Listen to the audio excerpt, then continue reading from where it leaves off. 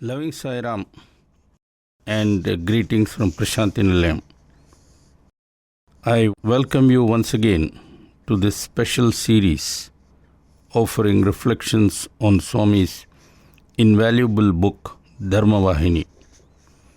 I hope you recall where we left off last time. Just to refresh your memory, I ended with Swami's quote, which I repeat again. Quote, Dharma cannot be restricted to any particular society or nation, for it is closely bound up with the fortunes of the entire living world. Dharma is a flame of light that can never be extinguished. It is untrammeled in its beneficent action. Krishna taught the Gita to Arjuna, but actually he intended it for the whole of humanity. Arjuna was just an excuse. That very Gita is today correcting all mankind. It is not for any particular caste, religion or nation. In fact, it is the very breath for humans everywhere. End of quote. That was the quote I offered you towards the end of my last talk. Now, if you examine carefully, the following points emerge from that quote. 1. The whole of humanity, and indeed every single human being, is bound by dharma. It is wrong to assume that dharma is restricted to any country, race, community, sect, people professing any particular faith, etc. Swami adds that the Bhagavad Gita is in fact all about dharma. We will hear more about it later.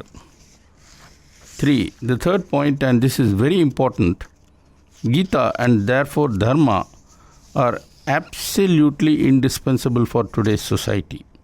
4. Finally, dharma is the very breath of life. In other words, life that is adharmic is no life at all. A person whose life is characterized by constant violation of dharma is as good as dead. We now come to the core concepts concerning dharma. Before I quote Swami on this rather important topic, maybe I could prepare the ground by making some clarifying remarks. To start with, I should mention that where dharma is concerned, there is a fundamental principle to start with, and this fundamental principle is followed by practical considerations. So there are two aspects, the principle and the practical. When we hear this for the first time, we tend to feel rather confused, but actually there is no need for any confusion. Let me explain it this way. Now, almost all countries have a written constitution. Of course, there is one famous exception, and that is Britain. The constitution of any country defines the basics, and within these basics, the country frames laws, and this is usually done via a legislative process. Laws passed by the legislatures are called acts, and they are supposed to be in full conformity with the constitution of the country. Sometimes there are disputes whether the act passed by the parliament is actually in conformity with the constitution or is in violation of it. If there is such a dispute, a case is filed before the Supreme Court, which is usually the final judicial authority. The Supreme Court decides whether the act in question is in violation of the constitution or not. This is the way the entire administrative, legislative and judicial process works. With this preamble, we are all set to hear what Swami says next. Now, when I offer you this quote, watch out for two key words. The first is Atma Dharma, and second is Achara Dharma or practical Dharma. Over now to Swami. The Atma Dharma, the divine Dharma, is what I am speaking of. Practical dharma or achara dharma relates to temporary matters such as day-to-day problems, physical needs, to man's passing relationships with the objective world, etc. The very instrument of those rules, the human body, is itself not permanent. How then can these issues, all of which are related to practical dharma, be ever eternal? How can their nature be described as true? End of quote. Let us try to digest what you have just heard. It all boils down to what I referred to earlier, namely a fundamental principle and the practical application of that fundamental principle to day-to-day matters. The fundamental or the basic principle is called Atma Dharma, and it is clear that this has to be the same for all. I mean, we cannot have one basic principle for one person and another basic principle for another. Thus, according to Swami, Atma Dharma is the same for all, from the king to the pauper. That is, Atma Dharma cannot be changed and it is non-negotiable. This is important. What it says is we can't have one basic principle today and another tomorrow and yet another the day after and so on. On the other hand, the practical application could well depend on situations that keep on changing. For example, 200 years ago, there was no meaning in asking the question, is it okay or not okay to travel in a train without a ticket? The question was meaningless at that point because there simply were no railway trains then. I hope you follow the point. The point is simply that the basic principle is always the same. However, in the practical application, one could keep on encountering new situations all the time, and every time one encounters a new situation, one must analyze starting from first principles.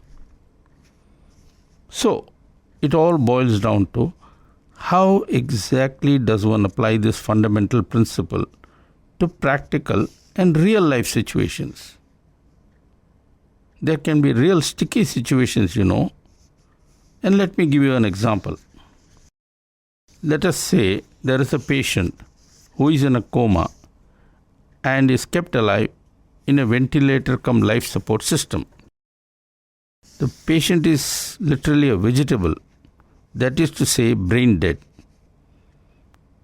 The patient has been kept alive like this using the life support system for years and years. Now suddenly a new patient comes to this hospital and this is an emergency case. A ventilator and life support system is urgently needed for this person also, and there is none available except the one in which the brain dead person is kept. Now, if that is given to the second person, he might survive and recover and even lead a normal life. However, to provide the second patient the facility required, the brain dead person would have to be pulled out of the life support system, which means that the brain dead person would actually die and immediately. So what does the doctor do? He's caught in a real fix. The first patient sure needs the system and came there first. However, the person is brain dead, while the second person is not. That said, the second person is in a serious condition and badly needs a life support system. Without it, the second person is dead. But with it, the person could survive and even lead a normal life. So, does the doctor vote for the brain dead person, who according to medical opinion will never wake up from the vegetable state, or does he vote for the second person who might even lead a normal life later?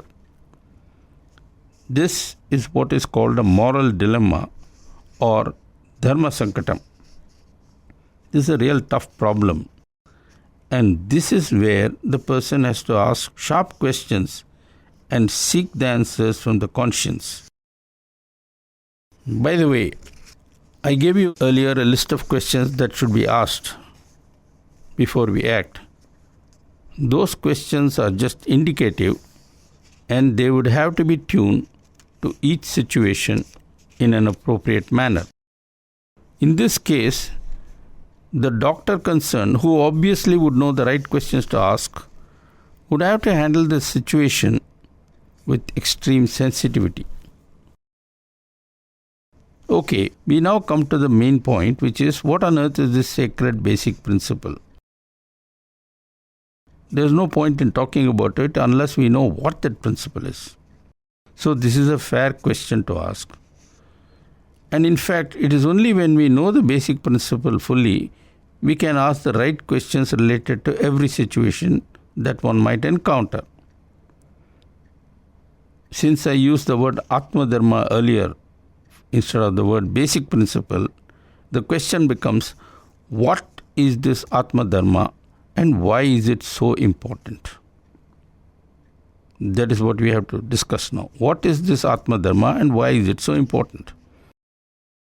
Before I deal with that, I want you to listen to the following quote from Swami, and I quote, "The eternal cannot be expressed by the evanescent. Truth cannot reveal itself in untruth. Light cannot be procured from darkness. The eternal can emerge only from the eternal. Truth can emanate only from truth. Therefore, the objective codes of Dharma relating to worldly activities and daily life, though important in their own sphere, have to be followed with the full knowledge and consciousness of the inner basic Atma Dharma. Then only can the internal and external urges cooperate and yield the bliss of harmonious progress." End of quote. This is a very important quote, and I do hope you paid close attention to that.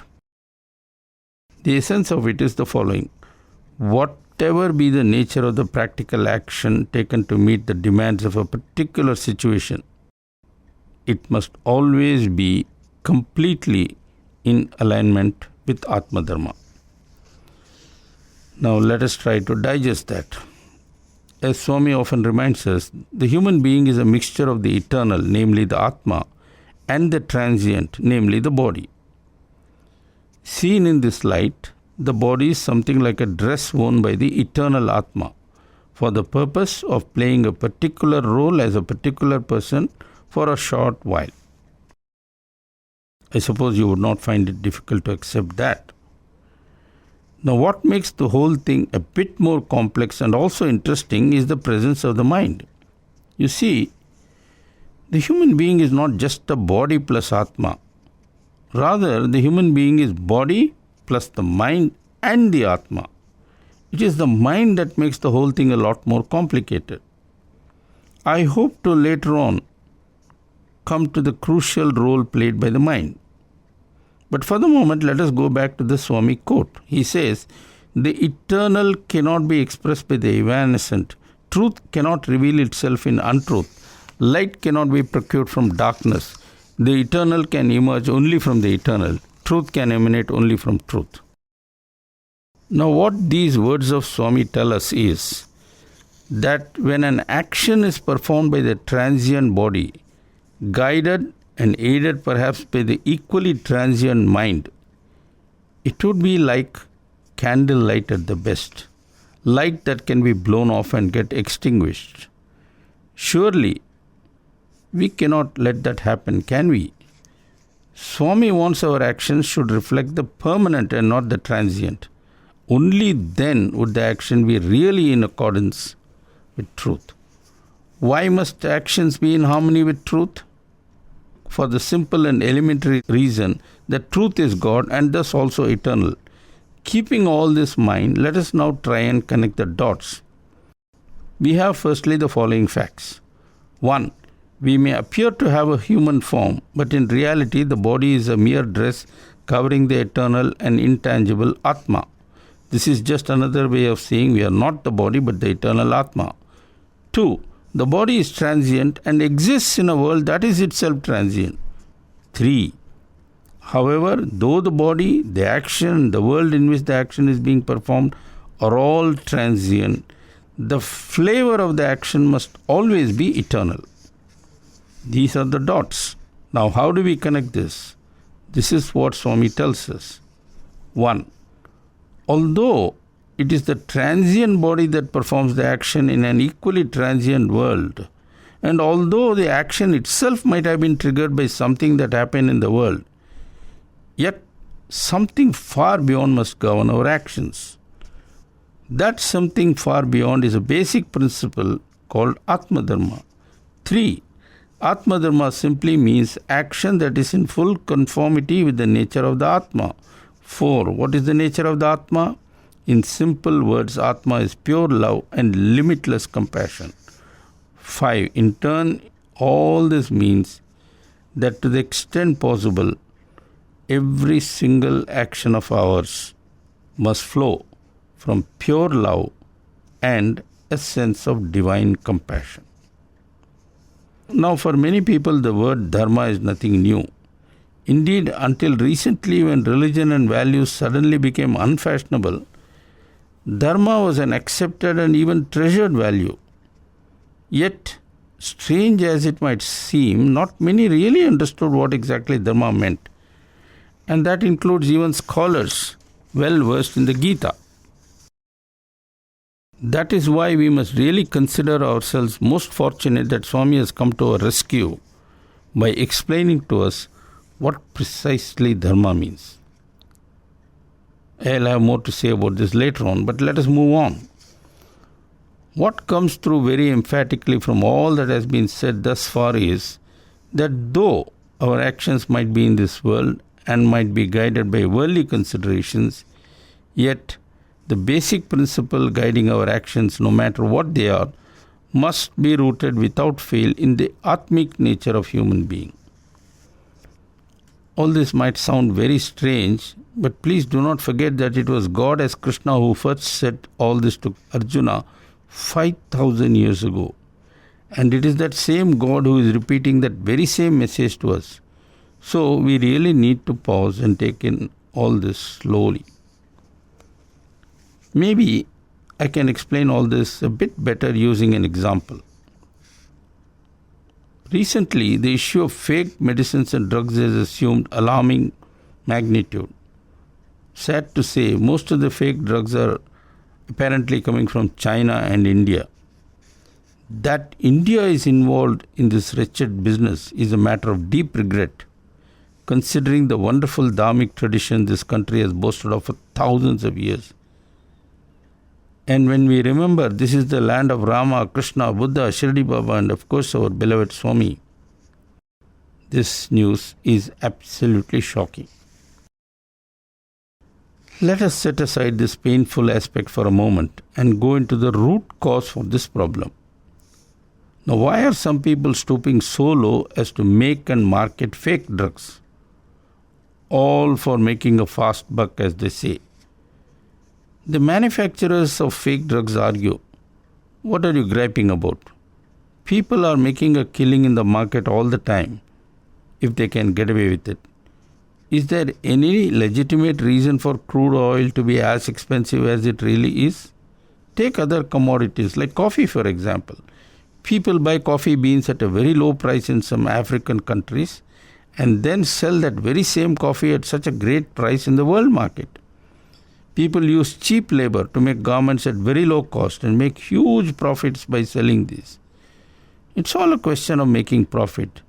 That's the way the market operates. Why should you be so aghast against this business we are in? We are not compelling people to buy our products, are we? This is, of course, an ingenious kind of non-argument, and yet this is the way things are. Of course, we can argue that unlike in the case of garments, carpets, and so on, in the case of fake drugs, the health and indeed the life of the patient is at stake. Very true. But on the other hand, very often in the other cases like garments, for example, the labor conditions are deplorable. That is why such garment factories are called sweatshops. There, it's the labor that is being taken for a ride and cheated massively. And add to it the fact that poor working conditions often ruin the health of the workers involved. Who can say it's all dharmic? The term market does not convert adharma into dharma. And that is what one has to be very careful about. Now let us consider the production of small arms like machine guns and so on. There's a huge arms industry, mostly in the developed countries, and they all do a thriving business in the sale of such weapons. It is argued that all this is legitimate, not forbidden by law, etc. Now cut to Africa, where millions have been killed in the last 15 years or so, thanks to all kinds of conflicts between tribes, between countries, etc. Most of the killings being gruesome.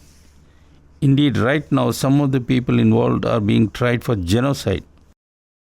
People say, what's wrong with that? These are murderers and deserve to be punished. I am not disputing that. However, I would like to pick up another point.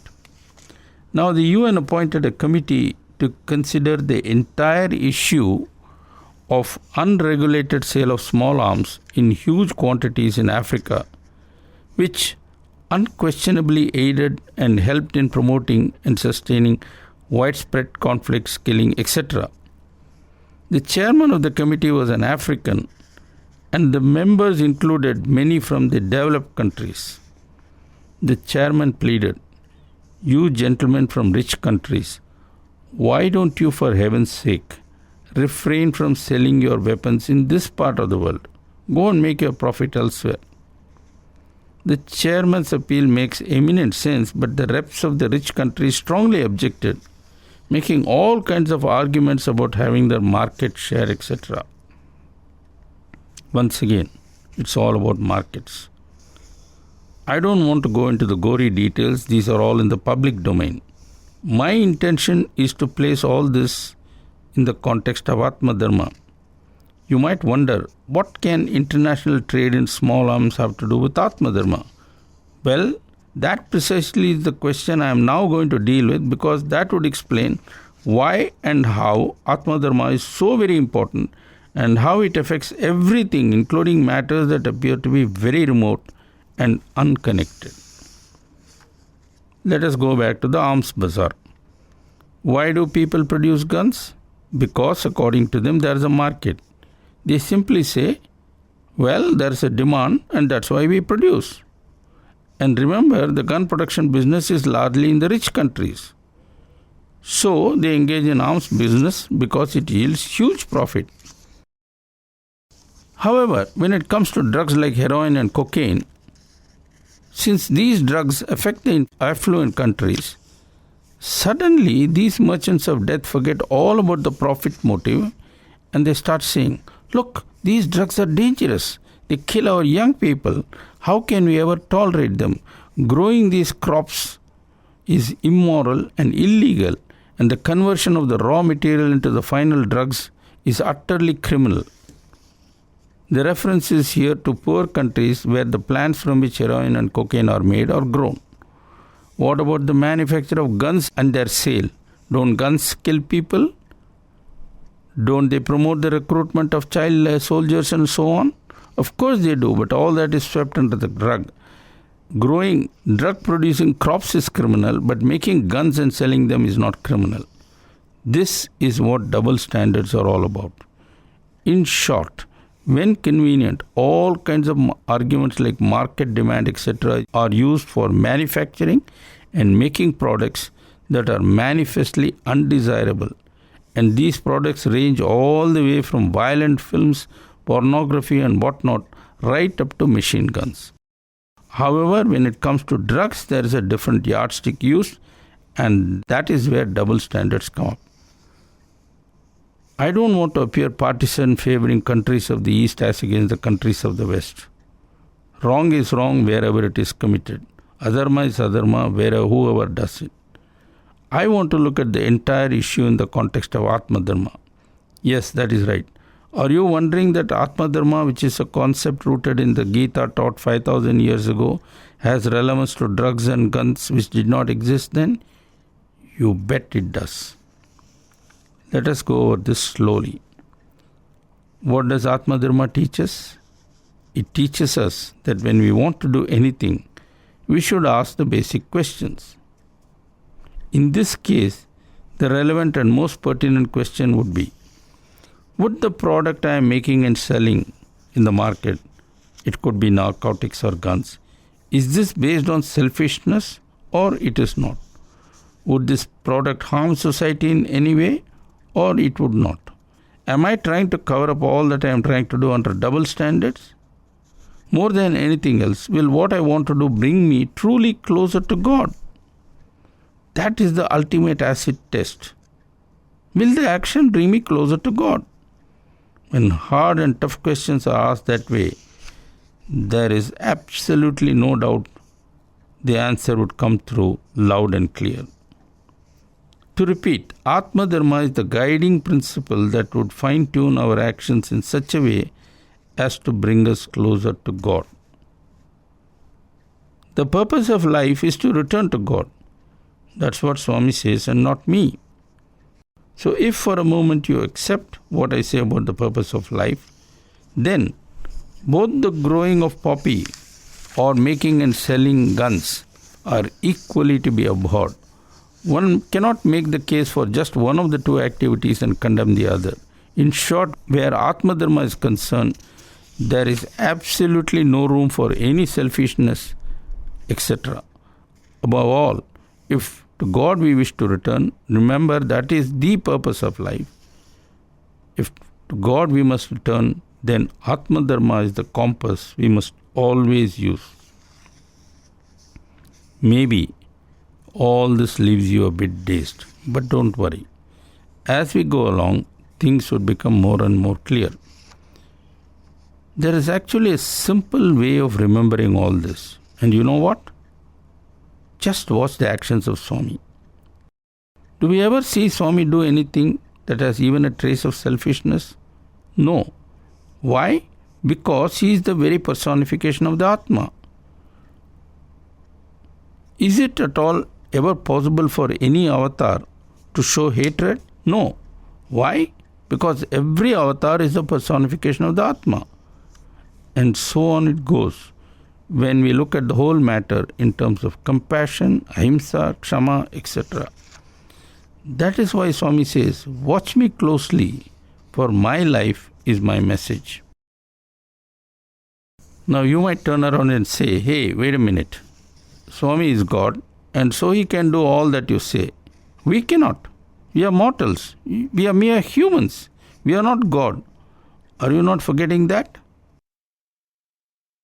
Well, I ask in return, are you, dear listener, not forgetting that Swami repeatedly tells us that we also are God and that we must rise above the so-called human level so that the divinity latent within us gets revealed? Has he not told us that the human form has been specially given to us so that we can follow Atma Dharma and redeem our lives? In the Gita Vahini, Swami says, we all live in the world and we all act on account of worldly considerations and within parameters spelt out by our society, etc. All that is true. However, the basic motivation for the action must always be based on considerations of the eternal. There is no escape from that. Well, that's all for now, and I hope you did not find that dose too heavy. If you did, I am sorry about it. Good luck and see you again next week. Thank you for listening. Jai Sai Ram.